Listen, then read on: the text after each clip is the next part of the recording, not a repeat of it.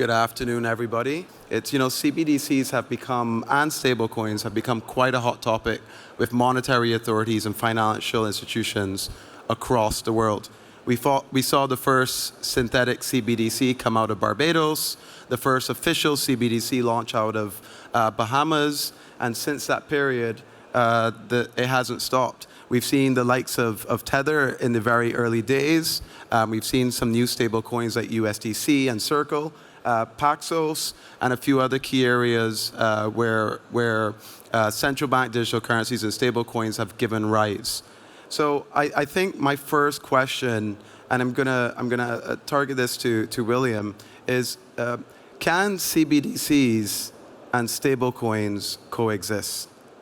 I would say not only can they coexist, but they will exist, whether or not any of the G20 want to or not. Because while you do have things like Tether, and Tether, of course, is backed by a dollar or dollar equivalent for every token, you also have algorithmic stablecoins, which are all on-chain, backed either by a piece of collateral, like a crypto, or some algorithm that manages supply and demand. So they will coexist, and I suspect for different purposes, you'll have different people using them. Big banks, big financial institutions, of course, are going to promote the CBDC.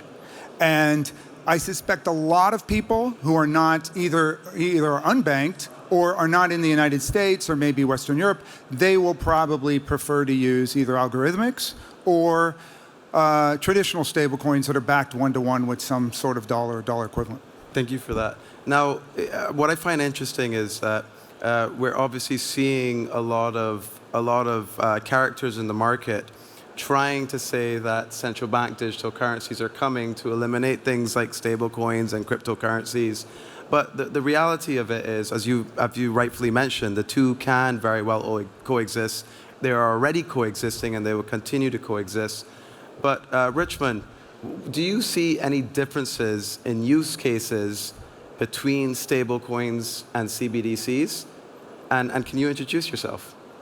I think first off, when we think about the differences between stablecoins, there are quite a few stablecoins out there. Many of them have different purposes, and many of them are also backed by different assets. Several stablecoins in the space have produced reports establishing what they are backed by.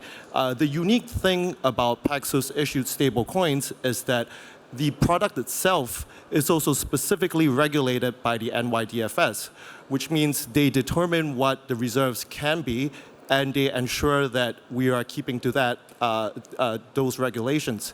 So at Paxos, our stablecoins are entirely in cash or US government treasuries. We are not allowed to take any credit risk from any institution. So when we think about the difference between us and a direct government-issued stablecoin, in terms of credibility and backing, it's essentially the same because these are the standardized rules, and we are holding no credit risk from any bank or corporation. We are only holding US government risk, which would essentially be similar to CBDC. And we're seeing a lot of institutions now come to us to issue their own stable coins. One example is Binance's BUSD, where BUSD helps build a community. There are various marketing purposes, and there are advantages to using BUSD within the Binance ecosystem. And that's advantageous and provides several ways that companies can basically develop that market. That's interesting, because what I'm hearing is that the key difference between a stablecoin and a CBDC is who's issuing it. And in one case, you have a monetary authority or a central bank, and that's in the case of a CBDC. But in the other case, you have a financial institution that falls under the regulatory regime of a financial regulator, which leads to the next question. What are some of the key things that you think regulators, whether they be a central bank or a monetary authority, should take on or should begin looking at before they regulate, accept, and allow these types of technologies to exist within their environment? think that the regulators are with the CBDCs, they're trying to kind of catch up. They're trying to maybe, if you have a negative view, they're trying to replace what we have today with the central bank and the banks with just e-money, right? And we know e-money, that has been around for years. And for domestic payments, I don't really see a very big use case for CBDCs, except that it could be a very good tool for mass adoption to crypto. I think CBDCs could be that. But on the regulatory side, I think regulators, they should and they will become to love blockchains. And some of them already do, right? Because with Chainalysis, with the tools are out there, you can detect, you can trace stuff that you haven't been able to in the fiat world. So I think that's a massive movement already. But it quickly devolves into a discussion around private, public ledgers, centrally governed, centrally controlled, versus the whole idea of a consensus-driven community, which I like. I think you said one of the most interesting things here, and I could attest to this from experience. Bit.com, which we started around the same time as Tether. So you had a company trying to chase central banks to issue their national currency, and then you had a private organization like Tether that was going the stablecoin route. And obviously you look back today, and you can see that the stablecoin route is obviously the more innovative, the faster approach, while we can look back and see that monetary authorities and central banks are playing catch up. But this leads to an interesting part of the discussion, and this goes around AML, CTF, knowing your customer. And Jonathan, I think this is the perfect question for you. And then tell us and tell the audience, should compliance measures such as AML, CTF, and KYC be utilized in this new world of stablecoins and central bank digital currencies?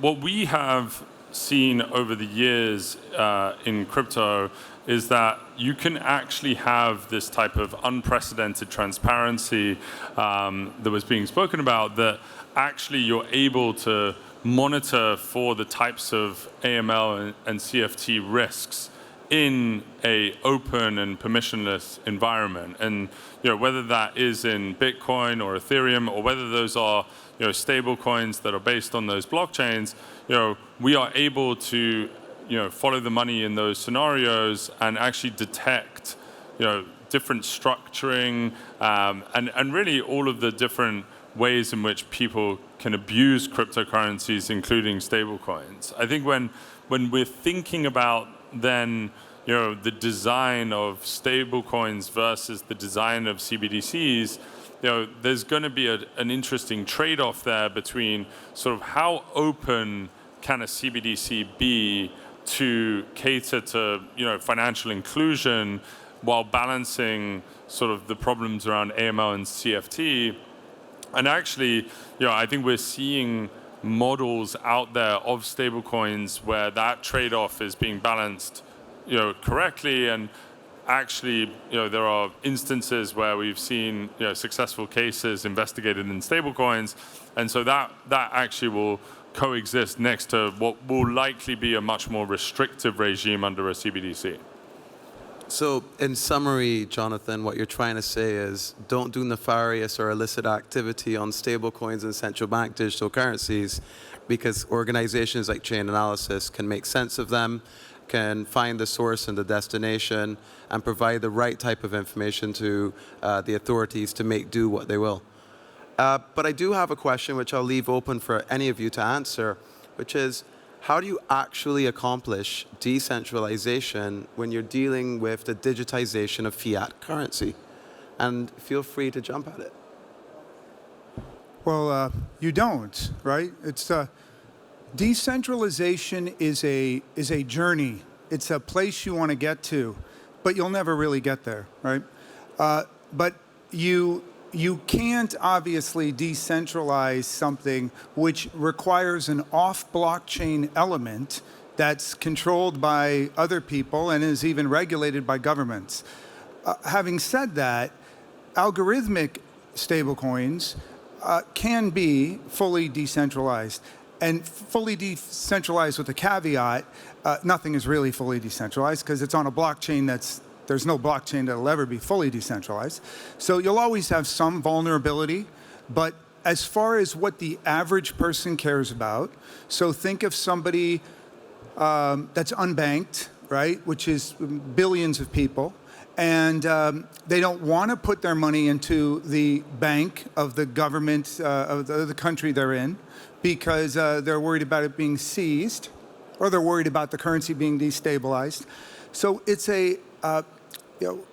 stable coins are this unbelievable gift from God.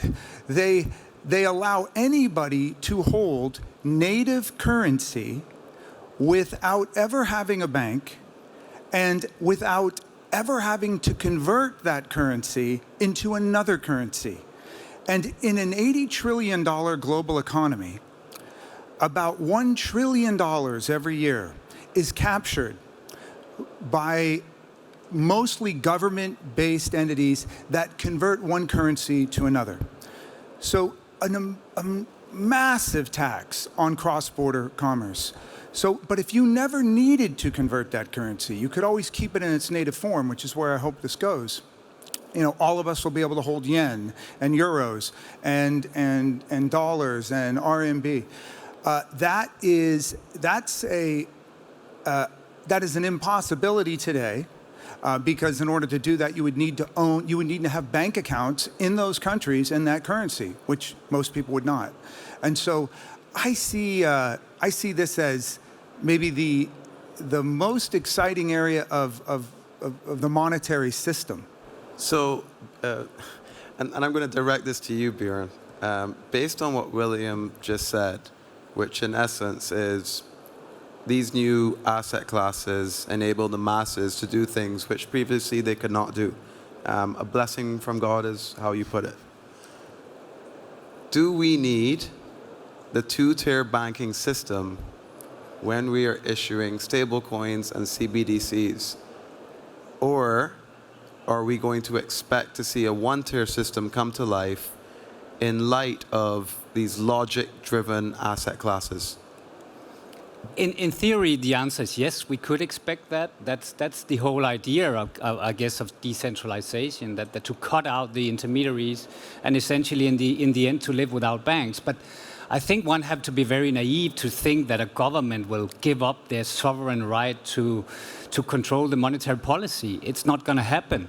And the issue with, to be the party killer a bit, the issue with private stablecoins like Tether, you don't have to ask a lot of people in the community. You get a lot sorts of input. How stable is the stablecoin, right? It's, is it audited? Where is the backing? That's why someone put out USDC and a lot of other stuff, right? So I guess it still comes down to, do you trust it, right? And the mass adoption, as I see crypto, will need to require more regulation. Regulation is an inevitable thing that will happen, and which will be good, I think, most of it. But I agree with you, William. They will and they can and they should coexist. But you're just up against some very, very fundamental issues about sovereign state controlling their own policy. In the end, the question is about usability and about utility to the end consumer, right? So, yeah, there's definitely the threat of a government of saying that this shouldn't happen, but there's also, and in the coexistence world, the question becomes, how much utility can someone get from a truly independent, stable coin? And maybe that'll be a basket of currencies or a basket of assets in sort of the metaverse or some sort of other economy. And I think that, when it comes down to it, what this entire movement is there's two things really happening in the crypto economy. On the one hand, you have sort of true financialization of digital assets. You have, more complex financial instruments being built. You have, stable coins, and you can loan cryptocurrencies. You can earn interest on cryptocurrencies. There are derivatives platforms. You're seeing sort of the real creation of, a very sophisticated financial market that sits on top of cryptocurrencies. And on the other hand, you've got sort of the technology being used for actually changing industries and changing commerce, from anything from gaming to music to art and all of these places. And so I think the sort of debate on where stablecoins fit within that, actually may be dependent on some of these types of use cases and where sort of the majority of adoption really starts to take hold. I think we can also think about stablecoins on a spectrum, where one hand, as you mentioned, decentralization is extremely important, freedom is extremely important. On the other hand, trust and credibility is important. That's where CBDCs come in. But as Bjorn mentioned, as we move forward as an industry, mass adoption is pretty important. And in order to achieve mass adoption, probably some stablecoins need to exist somewhere in between those two spectrums, so that that government's credibility is in there, where regulated institutions are comfortable pushing that product out to their users and enjoy the advantages of that technology. So I think mass adoption is probably somewhere in between that spectrum, and we'll start seeing that very soon. We're facing a crossroads at this moment.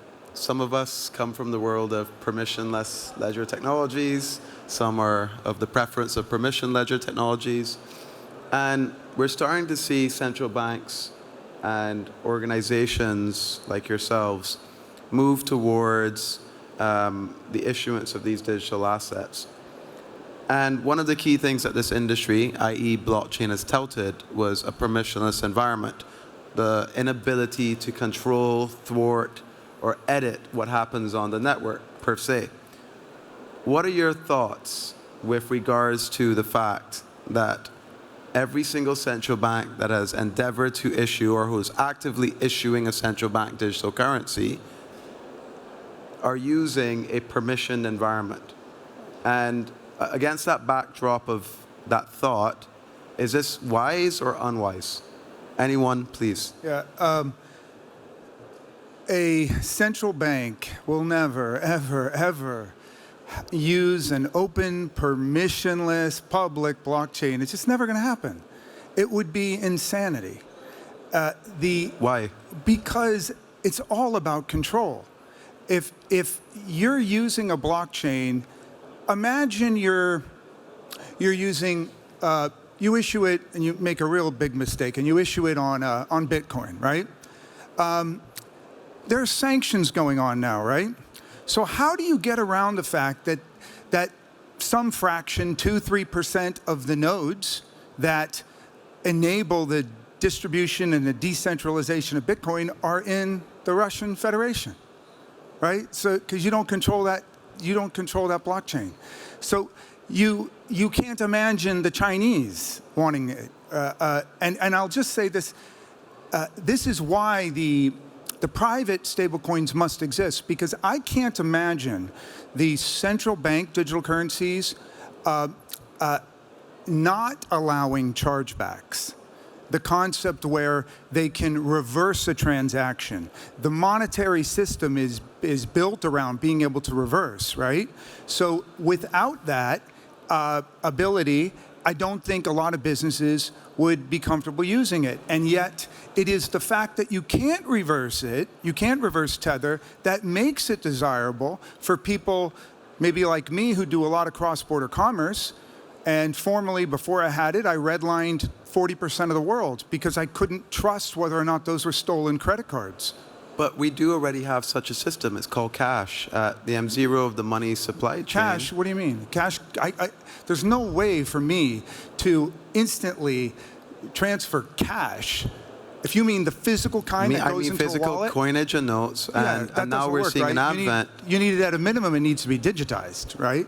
So that, you don't literally mean cash, right? You mean, right? I literally mean cash. It functions in society right now as a means of settlement. But that doesn't work for cross-border commerce. It doesn't. So when given the opportunity to create a digital counterpart representing M0 and M1, why would the opportunity not be taken to do it on a permissionless ledger? As I said, it won't happen because if you read any of the white papers from any of these countries, what they need, it not just implies, it necessitates a private chain. Just the way they need to control it. They want to control. Imagine you're talking to China. I mean, really, they're going to allow like nodes around the world to keep copies of their ledger and manage it? I don't think it's practical. If you think about it, we're super early in the crypto space. I think to say that governments will never issue any asset on an open and permissionless ledger is not going to be true, particularly with international competition. So there will be places in the world that do try and do it. And I think the reason for that is that you're already seeing this in different forms in privately issued stablecoins, because privately issued stablecoins like the Paxos dollar has a lot of controls around it, has terms and conditions, and has a layer of permission that sits on top of the actual protocol. Like for the actors that are engaging in activity, there are rules of the road, and there are ways actually to enforce AML and CFT concerns. And so that and just seeing that regulators getting comfortable with stuff like that mean that like ultimately we could see actual countries issue currencies on these more open systems, particularly in the face of international competition between jurisdictions, and particularly within if we see sort of large competition from privately issued stablecoins as well. That being said, like there will still be an amount of control and guardrails put in place, but I'm not going to rule out the possibility that it could take place on layer one.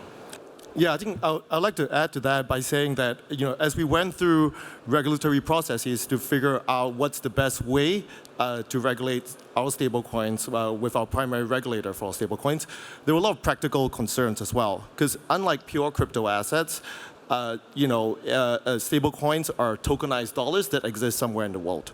So there could be a series of things not meant for control that could occur that would leave dollars unowned. And there has to be a way to control that. For example, if someone were to be hacked, someone loses something, or there were certain transactions that were nefarious, or that we can't leave just assets in the bank unowned by anyone in the world. There has to be a process for taking care of that. So I think there are a lot of practical concerns as well with full permissionless stablecoins, because they aren't pure crypto. They represent an asset that exists somewhere in the world. So I'm going to take this to a bit of an last intense question. George Orwell, 1984. An Orwellian future. We all talked about control here. Central bank digital currencies and stablecoins provide quite an intense and impactful way of controlling, monitoring, subjecting financial activity. Down from Mama Sue being able to buy a bottle of milk, all the way towards William paying one tax versus Bjorn paying another tax for buying the exact same item because maybe you are from a different country. In a future where we're facing an ever-increasing amount of logic being able to be applied to financial sovereignty, what does that future look like?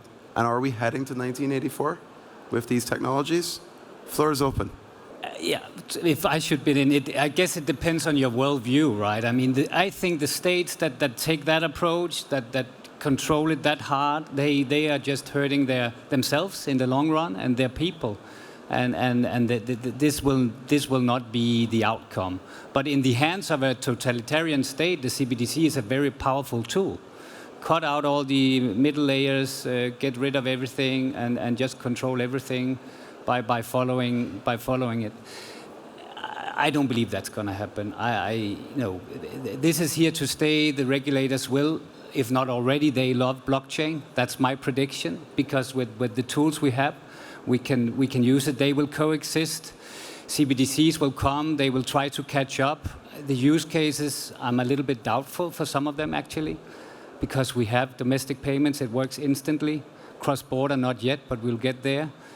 I very much believe in the democratization blockchain can achieve, and the digitalization, owning your own assets, owning your own data.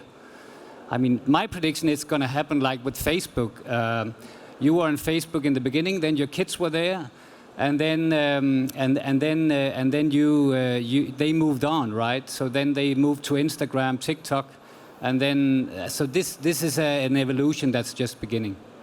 I actually really struggle to understand what a CBDC does that traditional digitized currency doesn't do. I actually don't think most of the central banks understand the difference between digitization and tokenization. I think they haven't wrestled with that.